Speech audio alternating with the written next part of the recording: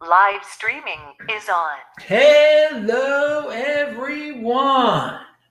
This is Adam Meister, the Bitcoin Meister, the Disrupt Meister. Welcome to the Beyond Bitcoin Show. Today is April the 18th, 2020. Strong hand, unconfiscatable. Fitting in is overrated. Offended by selling. Personal responsibility is the new counterculture. Conviction, deferral of gratification, golden age.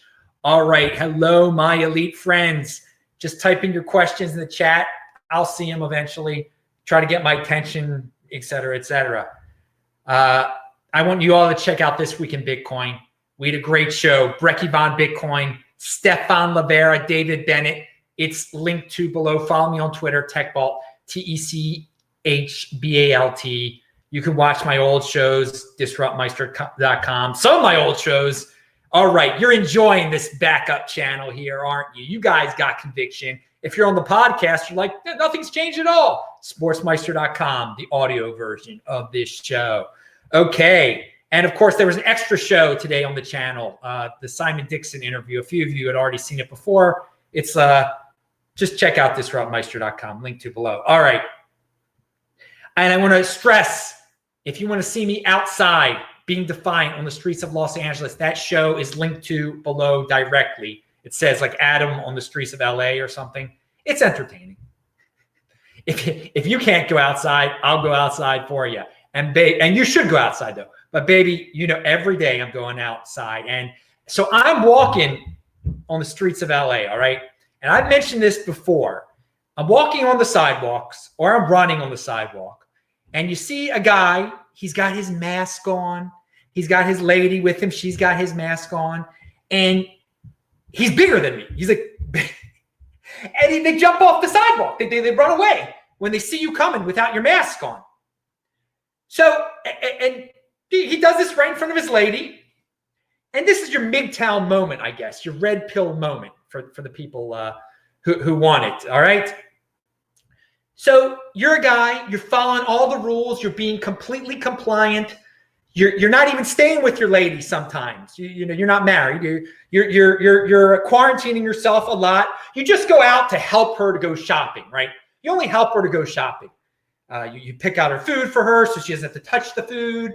And then you wear the mask and you walk back to her house with her and you drop off the food and then you leave.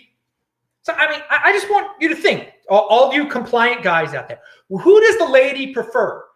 Because we had Scott Adams out there. I haven't even watched Scott Adams for a couple of days now. I don't think I'm going to watch him anymore.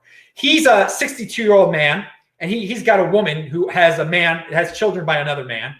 And she's half his age, at least half his age. But they can't stay together during this period because she's friends with a medical person and she could bring the disease home to him. So she's staying at another house, okay, for like a month. So what do you think she's doing? What do you think she's doing? I mean, that's an extreme example right there, okay? But I'm trying to bring it down to reality to you because you know she's with another man, obviously, at this point. I mean, yeah, I'm gonna be loyal to my 62-year-old man who has to hide in his house. Sure. She's already got children by another man. No, she's not gonna be loyal. Even he's got all the money in the world. She obviously is an impulsive person. She can't go without that kind of pleasuring for a month. So yeah, no doubt about it. But I want to bring it home to you. So who does she prefer? The old man who follows all the rules? Well, I'll just stay away from you because I don't want to get sick. Or does she want the guy who just doesn't care, who's not going to follow what the government tells him to do? Okay, so going back to the example, you know, you're the guy. I'm speaking out to you dudes out there. If you're the guy who jumps off the sidewalk for me running, okay, in front of your lady, I mean, I'm worried for you, dude. I'm worried for you, dude, because what's going to happen? Because I don't value my wealth in women. You know, I value my wealth in Bitcoin. But there are plenty of guys out there who don't care what the government says, okay? And they're young guys. They're real young. They might be younger than you, dude. And some 25-year-old guy, he doesn't care what the government tells. He's not wearing a mask. He's not following any rules. So what happens when he sees your lady and he values his wealth in women? What's going to happen? Is she going to be like, well, I like my man who jumps off the sidewalk when he sees Adam Meister and he wears his pretty little mask and everything? Or do I like this 25-year-old guy who doesn't give a darn about what the government, who doesn't comply, who's defiant? Think about this. Think about it. Because there's a lot of dudes out there that value their wealth in women, okay? And that's your choice. That's your choice. But if that's the thing that's most valuable to you, all right, I'm just trying to bring it down to earth to you, to give you a reason not to be a freaking compliant slave anymore, okay? Your woman doesn't want a slave, okay? And you're a slave, even though she's telling you, oh, you got to wear the mask. No, all right? She doesn't want you to really wear the mask. She wants you to take charge of the situation. You're being a freaking slave, all right? And the 25-year-old dude who doesn't give a darn, be it Chad or Tyrone or whoever, is going to take your lady from you, all right? But, hey, the bigger point, you shouldn't be valuing your wealth in the ladies anyway. But I know a lot of you dudes are out there, and I'm trying to bring it down to the coronavirus level. This is, a woman wants a brave man. She doesn't want some dude who's a slave, who's going to jump off the sidewalk while wearing his mask when a skinny runner comes running by, okay? And if you don't think this happens, if you don't think there are guys out there, big guys out there, 6'2" guys out there with their women who jump off the sidewalk when anyone walks by without a mask, go walk outside, go see. I mean, in a big city, at least in a big city. As I'm in Los Angeles right now, so there's going to be a lot of those soy big dudes, just people who want to be compliant and want to fit in. Fitting in is overrated. You're going to lose your woman if you're fitting in. Okay, you've got a really big chance of losing your woman if you're trying to fit in this situation. All right. So you think you got to worry about taking your COVID test in 9 months, dude? You better be worrying about DNA test in 9 months. Okay. When your woman magically has a kid and you're like, what, was I with her 9 months ago exactly on this date? Don't be worrying about a COVID test in 9 months. If you're one of these dudes that's wearing a mask, worry about the DNA test, because this probably isn't yours. Pound that like button. All right. I think I covered that subject pretty well there. Even tied Scott Adams into it. And we'll talk a little bit more about the ladies and how they might be making money during this, because there's some women in Las Vegas who have been deprived of their of how they make money. It's quite unfortunate. All right, we got some dudes in the chat there. Scott Adams is a Bill Gates apologist. I couldn't watch that show today. He actually, I don't even know what he said about Bill Gates. Bill Gates does some, I mean, he's a wealthy, he produced the big company and everything. But yeah, Scott Adams has his issues. I'm sorry, dude, you actually watched it. So I give you credit. You watched the one where he really started getting down on his knees to Bill Gates, apparently. I didn't. I stopped watching. What was it, 2 or 3 days ago now? But okay, continuing on with the show. Show must go on. Where are my notes here? Yeah, again, watch This Week in Bitcoin. It was always great to have Stefan Livera. Oh, man, he was telling us about the CUCKs in Australia and New Zealand. A lot of sheep in New Zealand following their lady in charge, who's in charge of them. Oh man. Let us see. So I'm walking on the streets today. Today was not a run day. It was Shabbat. And I found an orange on the ground. Look at this, dudes. I found an orange. So am I going to die now that I found I washed it off when I got home. This is a real orange. I'm going to eat it tomorrow. So it symbolizes something. I mean, it symbolizes a lot of different things that, people are scared of everything on the streets. There are people, if I told them I'm going to eat this thing tomorrow, they think I'm going to die. I'm going to get some disease or something. I mean, it's an orange, it's got thick skin. You wash it, it's fine. But it shows you that people are living in an illusion of scarcity, okay? I see people lined up to get into the supermarkets all hours, okay? They're trying to get so much food, and they are conforming to the herd, and they are in panic mode. They think we're living in the end of time, scarcity all around. You step outside of that herd, like I am in the Bitcoin overlay, and you see things differently. Look, did I have to pay for this thing? It was just, people have so much, they're still tossing it out, okay? People are scared. There's still abundance all around. You can get free food if you want to get free food. There are ways. I just showed you one way, okay? So people live in an illusion of scarcity. This is so extrapolate this, okay? Again, don't conform to the herd, and you will see abundance and opportunity everywhere. That's the big point I'm trying to make here, because the herd is in a scarcity, tie yourself down, stay in your house mentality, okay? If you don't join them, you see the great abundance, the great opportunity that is out there still, that this is the freaking golden age, okay? You will be able to find your way. You will be able to find your food. You will be able to find your money, okay? Just don't follow the herd. Fitting in is quite overrated. And yeah, so this little orange represents a lot to me. All right, and it will be eaten. Now, I think it's not the first time I found food. I call it in another show. I found apples on the on a bench on the bus stop bench. Yeah, whatever. Do what you're gonna do. You just wash it off. It's fine. It's better than standing in a, oh my God, seeing those people in the Trader Joe's line on La Brea. What's that? La Brea and Third. La Brea and Third. I mean, it's around the block almost. They're wearing their masks. They're 6 feet apart. They are pathetic. I don't want to generalize. Okay. I mean, they are definitely compliant. They're definitely compliant. All right. Don't want to be mean. Pound that like button. Now, someone brought up Bill Gates before. And of course, I like that Bill Gates he's a smart man. He created an incredible company. He brought trillions in value to this world over his lifetime. And another man who has done that is Jeff Bezos.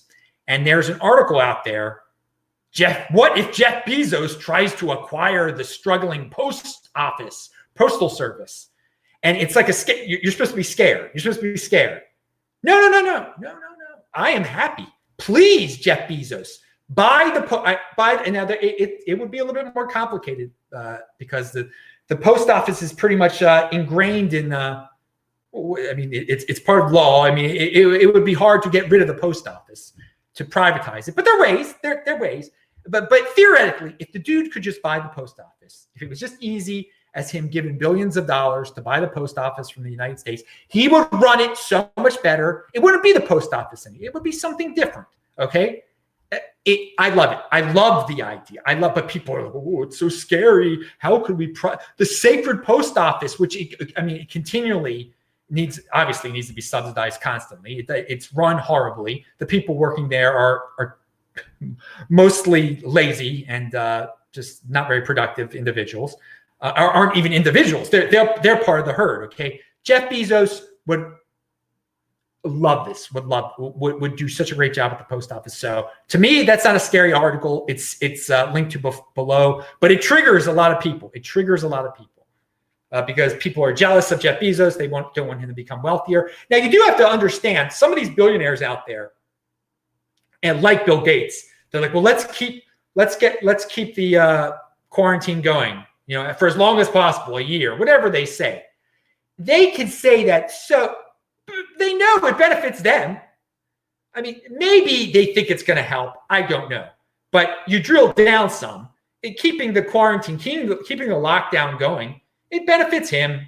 It benefits wealthier guys because the smaller competition can't survive. The big competition, they could survive for a really long time without customers and on their brand alone. Okay, so guys, and of course, I mean, I haven't heard what Jeff Bezos' opinion of all this is, but think about what his bread and butter business is. I mean, it's deliveries and stuff, so that hasn't been stopped at all. People are stuck in their house; they're using Amazon more than ever. So I would think he would also. Now, I'm not going to put words into Jeff Bezos' mouth. But I would think Jeff Bezos would love for this thing to keep going. Everyone's stuck at home buying his movies and using his Amazon, et cetera, et cetera. All the brick and mortar is being destroyed. This is a dream for someone like him. Now, I don't know what he's saying about office. I don't. And I still, and if he does say it should continue, I disagree with him strongly. But I still think he should buy the post office. All right, now, but I mean, he's very wrong if he thinks this thing should continue. It should end right now. And we're going to tell you in a second about how you can protest this. And well, CNN had this headline. I mean, they want to start brainwashing your kids pretty young, and a lot of people fall for this. Do you have students stuck at home? Help them understand what's going on in the world with CNN 10's daily newscast. Oh my God. And you know people are falling for it. They're like, well, my kid's stuck at home and might as well let them watch CNN. They'll get educated that way. Oh, God almighty. And I got to hand it to CNN. They try to start them young, I guess. I hope no one's falling for that watches this show at least. All right, be a freaking unique beast. Eat the orange, baby. Now, human, who is a MGTOW, well, he's on, I mean, whatever he's a man that's gone his own way. Yes, he's a man that has gone his own, a smart man down in Australia. He's got a great new video out there. And he talks about continual preparation and never any action. That is not a way to live. I like that. You're continually prepping for something. You're hoarding planning. You're making all these plans. It's as if you're hoarding your plans. He has a very interesting way of saying it. And it's great to be prepared. It's great to have ideas. But there comes a time you have to be a human doing, right? Yeah, you have to act. There has to be action. You have to live, okay? So isolation does not equal individuality. Individuality is a verb. Now, I know it's not really a verb, but think of individuality as being a verb. To be an individual, you got to do stuff, man. You got to be doing stuff. Now, again, an individual can lock himself up and be a recluse. That's a form of being an individual, but come on, dude. You got to be, there's got to be action. Action. That's life. Life is action, people. Life is action. Now, I understand, but isolation does not equal true individuality or actionable or living individuality. You're not fully alive if you are isolated. Another reason that this quarantine is really terrible for people's mental health, because it is making people totally isolated, and it is taking away a form of their productive individuality. That what they used to do at their office, it's gone, okay? Or at their restaurant or whatever has been shut down. It is totally gone. So watch this human video, linked to below. It's inspiring out there for the guys, for the ladies, for anyone. Continual preparation and never any action. Not a way to live. I love it. Pound that like button. Be in motion. That's my life. All right. So, okay. Here's something from the great market picker. Again, Carl Denner, every day there's a new article. This is where you should be getting your information about the virus. But someone had left a comment. I have to read the comment, okay? What is so amazing is all the people who never question anything and like lambs to the slaughter gave into tyranny without so much a peep. In fact, went along with all of it gleefully, and even to the point of snitching on their neighbors. So yeah, it's a really good point there. People did not question this narrative. So many people blindly followed it like lambs to the slaughter, to a point where they were gleeful and willing to snitch on their neighbors. And it just shows this darker, weak side of humanity, of just wanting to conform, being part of the herd, and where that leads you, and why you have to just try your hardest to be an individual, an actionable individual, okay? And it shows you how the Nazis pulled it off easily, how they pulled off with the horrors that they did, because people blindly listened People didn't protest. The government says to do this. The government says this is right. We can't speak up against this. And even the victims of the Nazis were not speaking up. We're not rebelling. It lambs to the slaughter. It's horrible how people just belief in authority, this blind belief in authority. It's very scary. And you've seen what happens here. So again, this is why I admire the people who speak up against this and take a stand. I mean,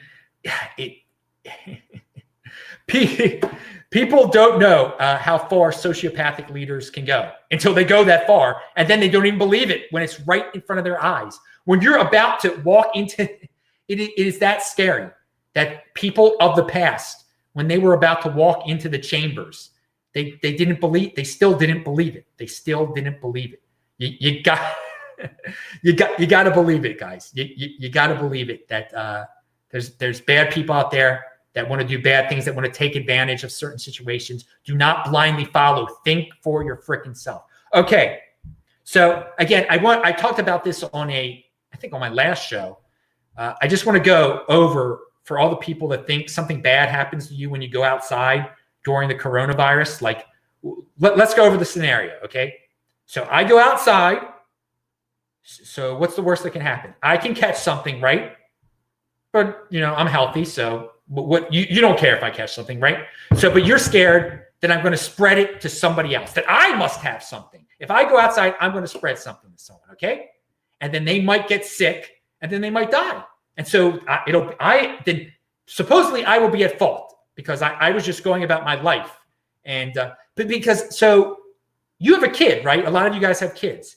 Did you ever go to the mall with your kid when he had a cold and he was sneezing and he was touching stuff and whatever? Or maybe you were sick one day and you went to the mall. I mean, you knew you were sick, but you had to go out. You had to do something. You had to go to the supermarket, blah, blah, blah, blah, blah. All right. Well, I mean, and then a few days later, you were really sick or your kid was really, really sick. But then you guys got over it and you forgot about it. But you went outside, though, at one point. You were at the mall. I mean, so some old person could have been at the mall and caught your nasty flu that you had. And they could have died. I mean, did you ever think about that? I mean, that's life. That's life. This is life now also, okay? So, I mean, just think about it. If you're trying to shame people for going out, well, you've gone out, you've spread disease before. You might have even led to someone's death. Your kid might have led to someone's death because you let your kid out. That's life. That's life, all right? We take risks every day when we go out. At this point in the virus, in the knowledge of the virus, everybody knows who's susceptible to it, okay? If you're already sick, if you're already weak, if you're very old, and it might not even debate. I say very old. When you are old, you tend to have these comorbidities, okay? You do have other issues, okay? You're much more likely. But America is so out of shape that when Americans are in their 30s and 40s, God forbid, they have diabetes and all these things that make them more susceptible, okay? So it's not like a healthy person going out. It's not, they should be living their lives. Why should they be worried about someone who stuffed their faces for years and years and years? I didn't make someone stuff their face for years and years and years and make them susceptible, not just to coronavirus, but susceptible to anything. When you're unhealthy, you're unhealthy. You're going to be more susceptible to any disease out there, okay? So just for all the people that are trying to shame people for going outside, why are you doing? Drill down. Why are you doing this? Why are you saying it? I mean, does it make you happier? Because if you think about it, you've done the exact same thing. It's called life. It's called living your life. Okay. We all take chances every day in everything that we do, and everybody should be at this point with this virus, evaluating what their chances are of getting it, and if they got it, what's it really mean to get this virus? And I've been saying this from the very beginning. Most of the time, it means absolutely nothing. You don't even know you have it. All right. So then you have to. Am I already a sickly person? Well, then what are the risks at that point? If you're a sickly person already, maybe you should get yourself healthy. Maybe you should wash your hands, and maybe you should wear a mask when you're outside. You shouldn't be going around hugging people. You shouldn't be going to the dance club. But there should still be dance clubs out there. What's wrong with a bunch of 23-year-olds going to the club and grinding against each other, et cetera, at 1 a.m. and drinking and barfing? What's wrong with that? That's not going to make some 55-year-old morbidly obese person get a disease unless they choose to go into that venue, okay? And that's their choice. If they want to go to the club and be 55 years old and morbidly obese with the 23-year-olds, that's their choice. But hey, there is a new disease out there that apparently you might die if you get it. The chances of dying from it when you're morbidly obese are a little bit higher than if you got the regular flu, apparently. So, but you don't shut down the whole economy for that, and you don't like shame people for going out. And I must say, I've seen more and more people are definitely going out on the streets of LA now, okay, and being defiant. I've definitely seen some underground synagogue services. I can tell. I see people hanging out in the park with their dogs, just sitting around.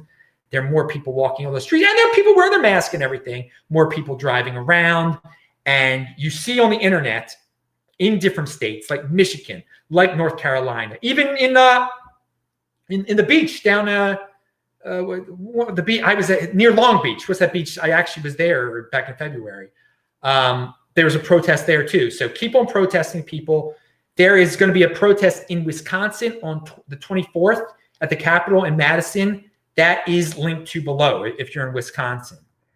And Huntington Beach, down in Huntington Beach, they had a, and it's just so funny to see all the sheep and all of them just try on Twitter. Bootlickers try to vilify the people and say that everyone's going to die because of them. It's unbelievable, the paranoia. And it's political for them too. It's for some people realize it's no threat at all. They just think, well, their team's going to win if the panic continues. If everyone stays shut in, their political team is going to win. Their guy is going to be able to become president. Their form of socialism is going to be, they're never going to have to work again. They're going to be able to smoke weed all day and get a check from the government. So, I think a lot of people who are screaming about, everyone's going to die, you need to be compliant, they want to bring on, it's for their own benefit. They know it's not this serious. I don't see how anyone can think that for regular people, this is a serious situation, because it's not a serious situation. If you're old and you've got if you're sick, yeah, it's, but when you're sick, you've already put yourself in the position where so many everyday things are very serious situations. All right. Let me quickly check back over here to see if there were any questions. All right, we got people talking. Web Cities is in the house from Seattle. Good to see that. I can't wait to return to Seattle when things are. South Africa is in the house. JC, baby. I was talking to Lorian Gamaroff in South Africa. And I got to say, we don't agree on the Bitcoin thing anymore. We used to, but he went his own way with that. But we do agree with everyone becoming a compliant bootlicker here, that so many people have become compliant. So I don't let people's preference of cryptocurrency get in the way of listening to them when they have a rational, sound opinion about this government bootlicking situation that's going on. People just giving up all their rights, or lots of their rights, because the government said you should be scared. So Lauren Gamaroff, he is not scared. I will say that. So JC, I know you're cool down there in South Africa, and you're a proactive dude, JC, who I don't know if you saw this coming, but you got yourself healthy. You got yourself healthy over time. And so you don't have to worry about some of the things that you might have had to worry about back in the day. All right. And that's very commendable, because, guys, there is a day after tomorrow. There's a day after today. Just because you might be in a hole right now, you can dig yourself out of a hole. You could just start your life today, man. Start your fasting today. Start your eating healthy stuff today and getting off the processed food today. It's just a matter of choice. It's long-term thinking. Some people are impulsive. They live for the day. And in the long run, they get caught up in these situations where they're unhealthy, and living for the day makes them puts them in a panic prison now. Like, oh, the whole world has to shut down in order for me to continue my lifestyle. Ooh. It's not that simple, dude. All right, now, where are we going? Where are we going with this darn thing? Let me get back to my my notes. All right. Sportsmeister.com. Everybody listen to this podcast. We talked about the great human. Talked about what happens when you go outside. Dude, I love going outside. And these states, I know Texas is getting closer to ending this thing. So, I mean, you can feel it in the air. Soon, some states will be very much close to back to normal. People are seeing that this is, we're supposed to flatten the curve, so there wouldn't be, any hospital issues, okay?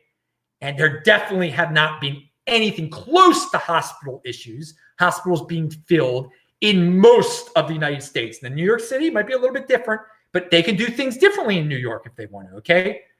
It's gotten to a point, it's ridiculous. Let everybody be personally responsible for themselves, take their own chances. That the hospitals are not overloaded. They're not going to get overloaded in most of the country, most of the world.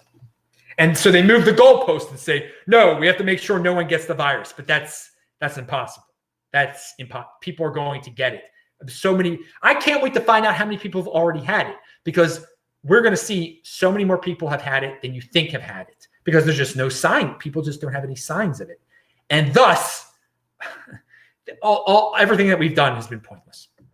All right. So guys, keep on being proud. Remember, no revenge, no scapegoating, no resentment. I see a lot of people scapegoating still out there. Come on, dudes. Don't be frustrated. I know you can be frustrated, but be productive. Stop the scapegoating. Scapegoating is wasteful. It is not productive. You take personal responsibilities in new counterculture. You change your life, dudes. All right. Now, Yaron Brook, the first part of this video, linked to below, is good, okay? Because the second part, he scapegoats Trump a lot. He really does scapegoat Trump, all right? He admits he hates Trump. Okay, you hate Trump, but, you going off blaming Trump for everything gets people down the wrong path, takes them away from personal responsibility and liberty. But something that he does point out here, environmentalists are going to use this virus to push their agenda, okay? They're going to say, well, global warming is much more important than that's a longer time span than just a virus. A virus that'll come and go, and there'll be more of them. And look, you did this huge bailout just for a virus. How about for global warming? They're going to say, you did government intervention this time. Why not do government intervention for global warming or whatever environmentalists might? I mean, and there are some genuinely, good people who care about the environment. I understand that. There's nothing wrong with caring about the environment. If you care about Yaron Brook, what he says, if people care about the environment, they should buy the environment. They should buy nature preserves. They should buy animals and plants and whatever, and create their own private place where no one can mess with their environment. Okay. But his bigger point is that, we've set the ball rolling here with this virus thing, that there are going to be a lot of people with a lot of issues that are going to want their piece of the government pie. And they're going to point back to this and say, well, you made a big deal out of this. You got to make a big deal out of my issue. And they'll be able to push that agenda. They'll be able to scare people. People will be more prone to be scared now of concepts that are hard to grasp because they're in the future and they're based on fancy models. People are going to say the world's going to end in 12 years. You can make a model that says that.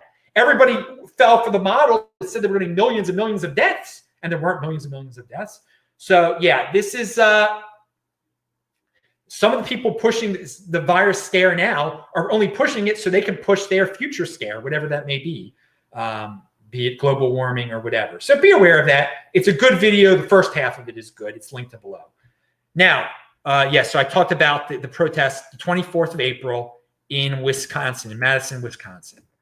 I've never been to Madison. I've only been, I was only in Wisconsin for like, when I was in Minnesota, when I was in Minneapolis, I made sure to drive into Wisconsin to say I was in Wisconsin. So I was like in Wisconsin for half an hour or something like that, because I had never been to Wisconsin. It was very strange. It's a state that's got a big, Milwaukee's a big city. Madison's a pretty big city. Green Bay is not. Well, people go there for, for football.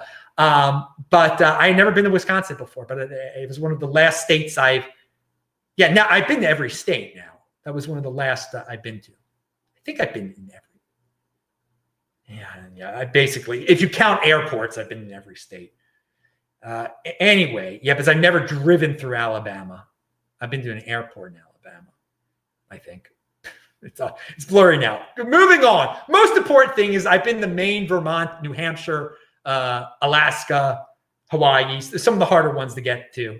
Obviously, Montana, Idaho, North Dakota, South Dakota. All right, enough. Wyoming, I've been there. Now, what do we have here?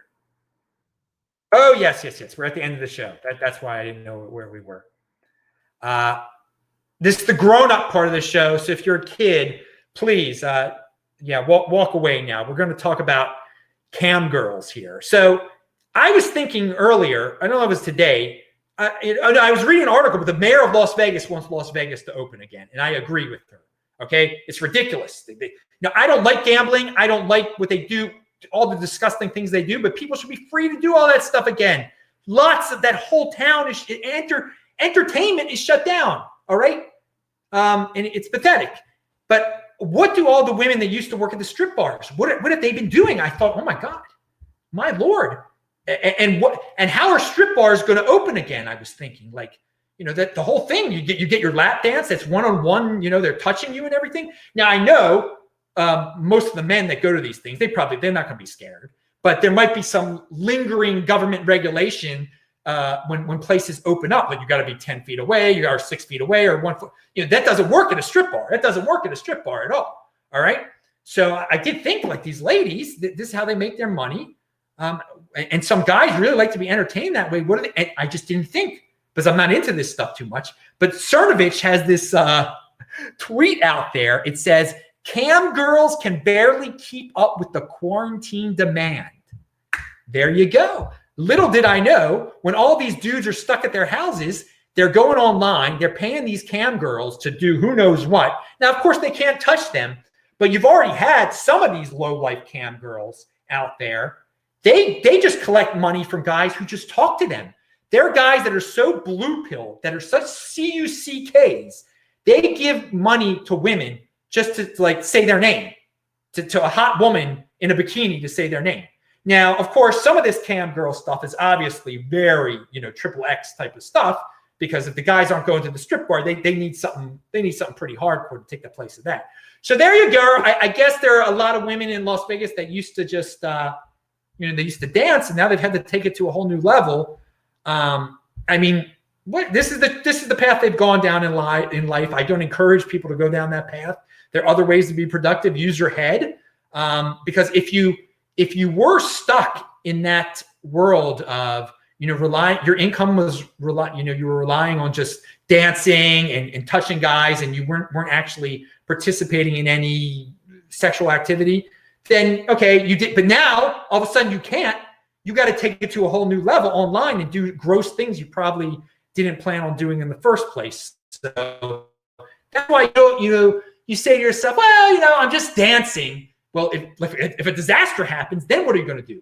There's no more just dancing. There's like cam girl, really gross stuff. Now, I hope for those girls who were just dancing before, that they can find some suckers out there that'll just give them, $25 to talk to them. Maybe their lives will get a little bit better, but I doubt it, because there's a lot more obviously, now they've all run to be online, and so there's a lot more competition. So you got to take it to a whole new gross type of level. Okay, dudes, that's just another reason not to value your wealth in women.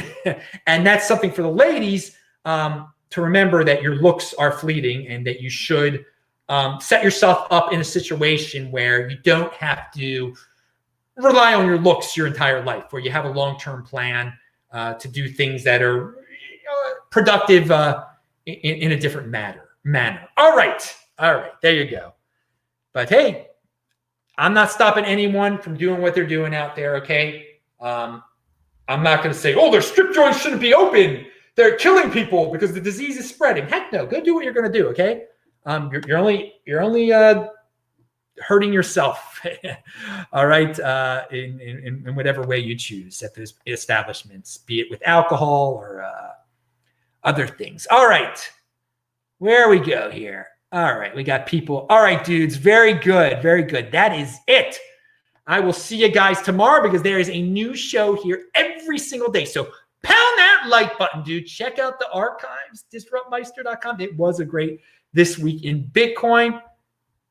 I'm the Disrupt Meister, the Bitcoin Meister. You know it, baby. I will say hi to you dudes in the chat in a second. And sportsmeister.com if you want to listen to the show. See you later Sunday. Bye-bye.